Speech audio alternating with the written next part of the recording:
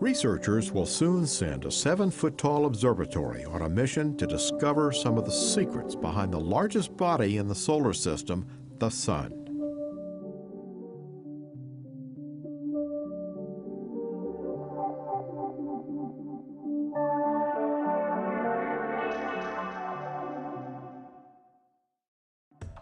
Scientists placed a renewed emphasis on the Sun in recent years since it plays such a large role in everything from determining our planet's climate to knocking out orbiting satellites and even taking down power grids on Earth.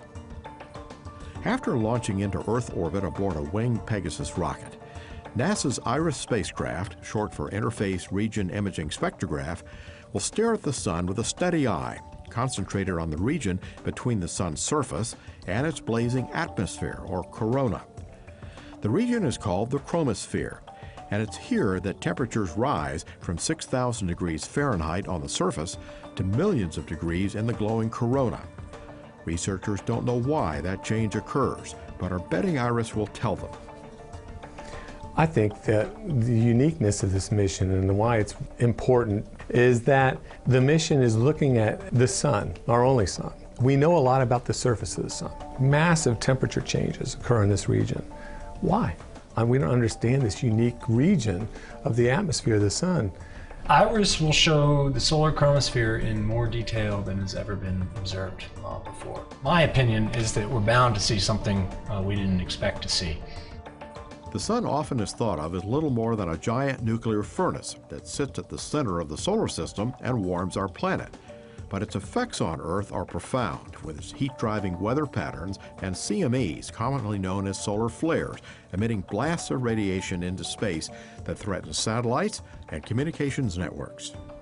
The Sun affects our weather. The Sun affects us in a lot of different ways. The IRIS spacecraft will study the Sun in conjunction with other solar-sensing spacecraft, including NASA's Solar Dynamics Observatory, or SDO. The main difference between the IRIS mission is that it looks at a tiny portion of the Sun at a time, not the whole disk. It almost acts like a microscope for SDO's overall telescope. So it's going to look in closely, and it's going to be looking at that specific region to see how the changes in matter and energy occur in this region. Scientists designed the instrument to return specific data, but they also expect some unexpected results from time to time, too. The big surprises will come when we start to see the data, because we know to some extent what we hope to learn, what types of observations will answer those questions, but there's always that element of surprise. A Pegasus rocket built by Orbital Sciences has been employed to lift the observatory into Earth orbit. The Pegasus, which with its wing and tail sections looks a lot like an airplane, is the only launcher of NASA mission that drops from a converted airliner before igniting its first stage engine. Designed as an inexpensive alternative to launch small missions, Pegasus rockets have recorded dozens of successful launches. The Pegasus launch system is unusual and unique in that you have a mobile launch pad.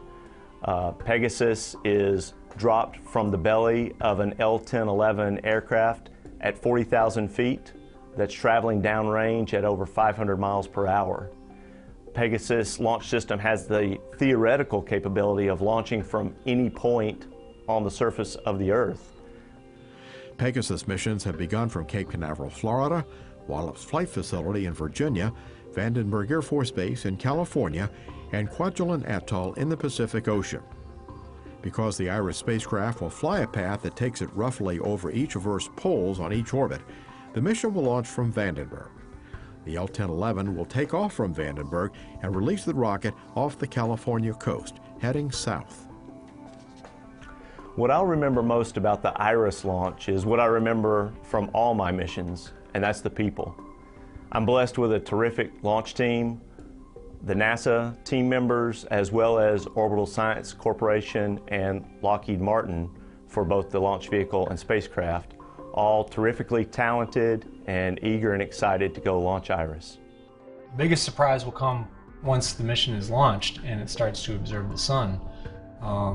We always try to map out what sort of events we're going to be targeting, what sort of observations we will be making of those events to improve our understanding of the solar atmosphere and space weather. We're always looking for the answers of why the physics of our solar system and our planets work.